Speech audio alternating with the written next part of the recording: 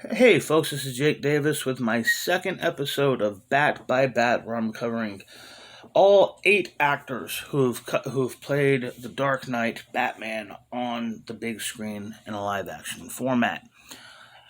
Second episode here, talking about Robert Lowery. Robert Lowery, and also check my Joker shirt. Love it. Um, Kind of wrinkly. Pull it out of you know, just roll up in a damn drawer.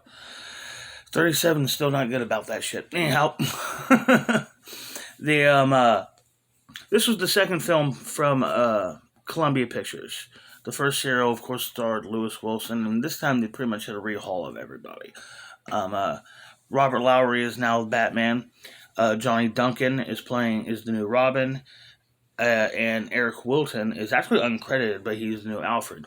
This movie also adds in additions of Jane Addams as Vicky Vale, who's actually pretty good in this, as well as Lyle Talbot as Commissioner Jim Gordon. And right out the bat, I gotta say, man, we got a great choice for Gordon. He's really terrific. He would have been a great choice in like in a big budget movie, like with an all star cast, like if they would have got like Bogart to play the Joker around this time and Gregory Peck as Batman, and yeah, that would have been an awesome movie. Anyhow, the whole setup here is yet again another 15 chapters. Actually, I think this one clocks in a few minutes, just a few minutes longer than the first serial, but unfortunately, it's just not as memorable. The first serial wasn't all that good, to be honest with you. It was super cheap. The costumes looked bad. Um, the story was seriously, severely propaganda, and it's kind of had a whole racist tone to it. The At least to the villains. Here are see who we got.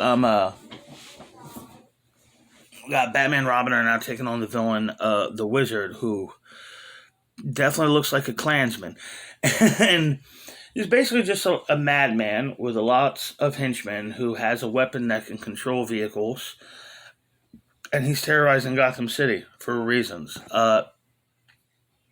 Batman and Robin got to try to catch him and stop him. That's fine story actually for an episode of a show or a comic, but this is fucking 4 hours long. And it's just trap chase get away, trap chase get away until we're done with chapter 15, and then it's all wrapped up with a very very lackluster way. The Wizard really doesn't put up a fight at all. Batman figures out who he is, drags his ass out of the chair, puts him in the hammerlock, and the movie's over. As far as Lowry goes, I've actually been a little bit too hard on Robert Lowry over the years. He's not bad in this. Just I think he has all around a worse suit. Um, the the the the like ears seem to slope down low over his head, look more like daredevil horns, and the eye holes look out of place. Like it seems like he's actually struggling to see. The belt buckle is the Batman belt, utility belt, is just way too big and high, almost looks like a sash. And then their big standout bat symbol with all the lines to it. It's just the whole costume looks very ugly. Um, uh, and Robin's costume isn't much better, but it's not as standout bad. Uh, yeah, this is a weak serial all around. Oh, just 2 seconds. Who is the B guy? Overall, in the end, I think Batman and Robin from 1949, sorry, is a lackluster serial, and what's always kind of stood out to me was, it's not only the story like really really thin, but I just thought, and the ending is anticlimactic. But I always didn't understand the recasting. I mean, Kirk Allen was Superman. Um, Ralph Byrd was Dick Tracy. Buster Crab was Flash Gordon, and those worked. There's no need to recast Batman, but they did what they did. They also kind of ended up setting the stage for this be the curse of playing Batman. Guys just having miserable experiences, not wanting to come back, not feeling appreciated. All kind of multiple reasons. Pretty much every guy who's ever played Batman has had some kind of bitterness or animosity towards the experience, even if they're all seem very grateful they got to do the part, except for Clooney. um, I almost decided to break these videos up into, instead of doing, I decided I was going to do bat by bat, so I'm doing bat by bat like I did with Bond. But I almost didn't with this one because there was just didn't feel like there was a lot to talk about with the serial age.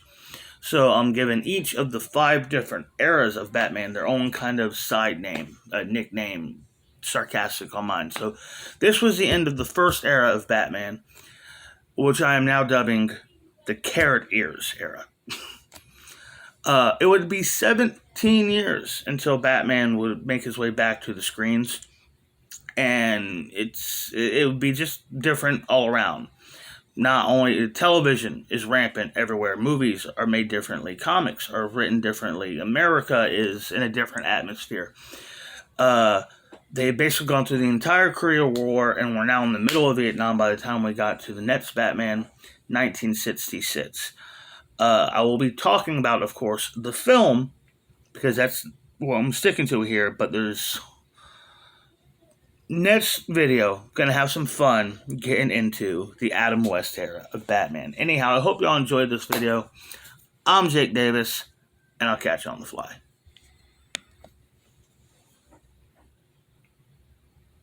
Hit the button.